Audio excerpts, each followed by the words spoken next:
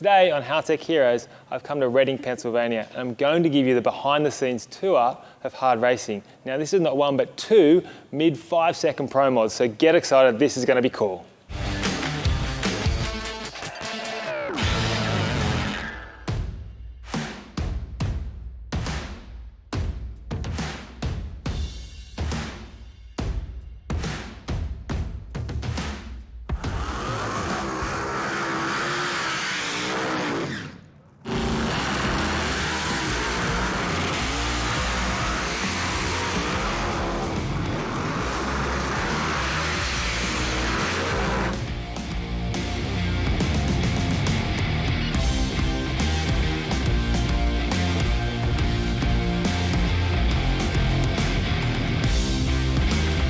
Me and Tyler are definitely friends no matter what happens, but we both want to win. There's no doubt, there's no gimmies ever.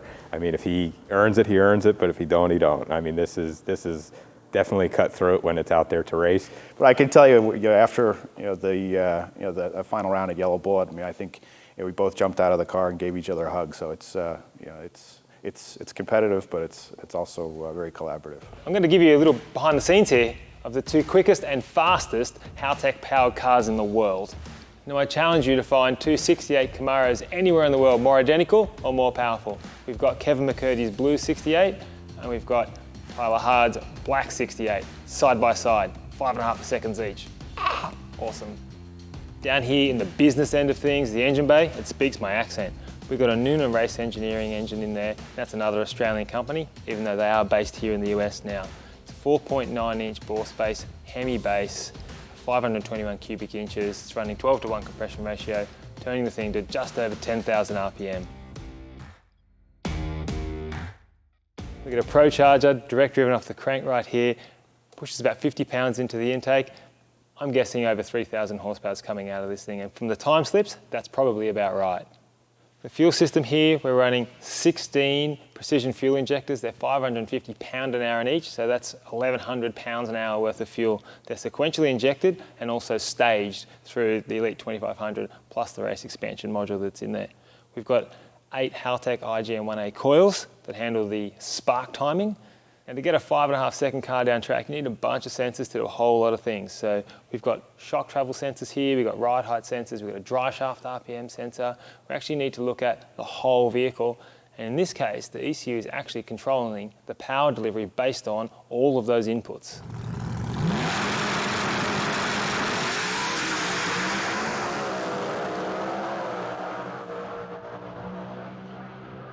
I've been racing since I'm 16 years old. Just started out with a street car and evolved into running Super Chevy with some faster outlaw street cars into Pro Modified.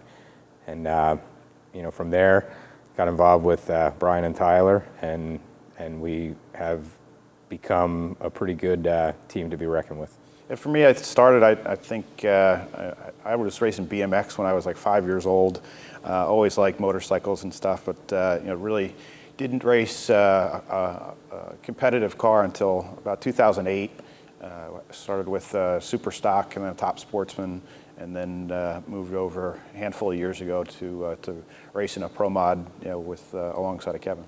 When Kevin and I both were racing Pro Mod together, I was driving a nitrous car to start, and Kevin was had actually the same blue car that's here with a roots blower on it, and it took us a couple of years of screwing around with different engine combinations and not being able to garner a lot of the benefits that you can run when you're running an identical car. And I think last year was the first year that we did that, and with the two cars that are behind us. And when you look at the success rate that we've had in the 2019 season, as Kevin said, it was a shorter season just because we weren't new combination, but I would say we've got a pretty strong success rate with wins in 2019 between Kevin and I both. So it certainly has proven that there's a lot to be learned when you put two almost identical race cars at the same racetrack together.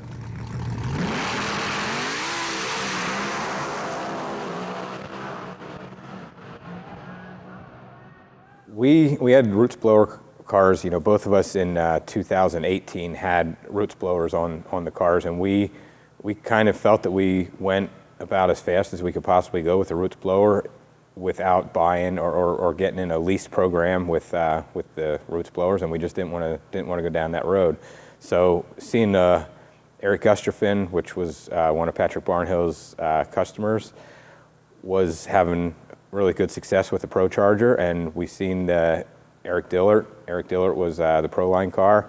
He was doing very well, so we figured while the water was good, we were going to try to jump in and see if we could pursue with that. And last year, the cars, for the minimal time we had on the racetrack, they both showed a lot of success.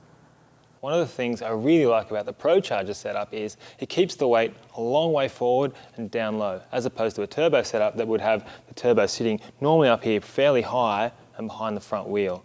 That just helps the car stay a little bit more settled. It also gives you the opportunity to put some zoomies on here to get a little bit of downforce at the front of the car. One of the things that allows these two cars to be so consistent is they're using the Haltech torque management. In this case, we've got a drive shaft sensor that has actually got a target drive shaft RPM in the ECU. And you'll be able to see on these cars as they go down track, occasionally you'll see, because you have the individual headers, you'll see a puff of methanol come out that doesn't get burned. That's not because it misfired, that's because the torque management occasionally drops out some cylinders to bring that power back so the car will stay going on its target drive shaft RPM. That's one of the really important strategies for consistency. And the proof is in the pudding, with both of these cars going down consistently in the mid 5-second range.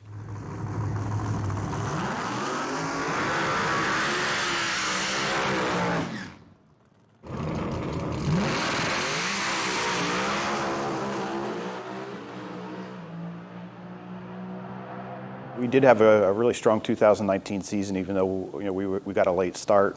When Kevin and I normally run with the Northeast Outlaw Pro Mods, which is quarter-mile drag racing in the Northeast part of the country. I think I had 2 wins in that series. Kevin had 1 win in that series, and then I'll say certainly the highlight of the season was Kevin and I in the final at Yellow Bullet, which was really cool. That race there, my car got completed like the weekend before we raced it at Yellow Bullet, so it was kind of like a Cinderella story to be able to pull that car out of the trailer and make the debut of it and go to the final against Tyler. I've been 562, and Kevin surpassed me right after that pass. The blue car went the last qualifying session at MIR, we went a 555 at 259, and then first round of eliminations, we went 552 at 259.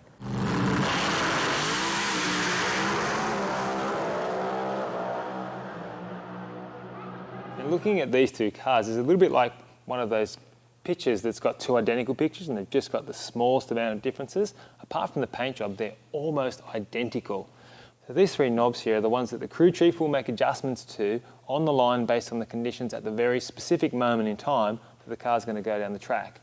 Quite often they'll adjust things like the launch RPM, or maybe your target drive shaft RPM curve, or they might adjust how much boost that they think can go into the car as it goes down track. They're instantaneous adjustments, and they're really important for consistency based on very, very current information at the track. That is, as the car goes down, does a burnout, and then as it's backing up, you can make adjustments right there on the line. Both of these cars have Liberty 5 speeds with a converter and a locker. So they sit on the line on the 2-step against the converter. We've got an RPM that we're targeting, and when they let that trans brake go, the car just goes. The ECU is actually controlling the shifting directly, so there's not even any banging any gears as you go down track. The ECU sets a certain time, certain RPM, it's all programmed before the car even goes into the burnout box. When you sit back and think about it, there's not a whole, there's a short list of people in the country that have been 5.5 seconds in any kind of car, but certainly in a Pro Mod, and it's just great to be involved with. I don't know that you can't do this for your entire life, but certainly it's a great thing to be involved with, and we've got a great group of people that we race with throughout both teams, and it's just to pull 4 Gs when you let go over the trans brake, it's, there's not many people that can say they've done that. 2020, we're going to be cut back to 8th mile, but I mean, these cars will still run 210, probably till we're said and done, 210, 212 to the 8th, and it should still be fun, but 260 is really fun.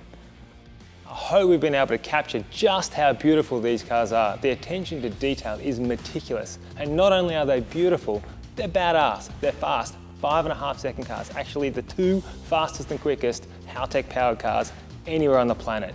I really hope you enjoyed this episode. I'm Matt from Haltech, and I will see you next time.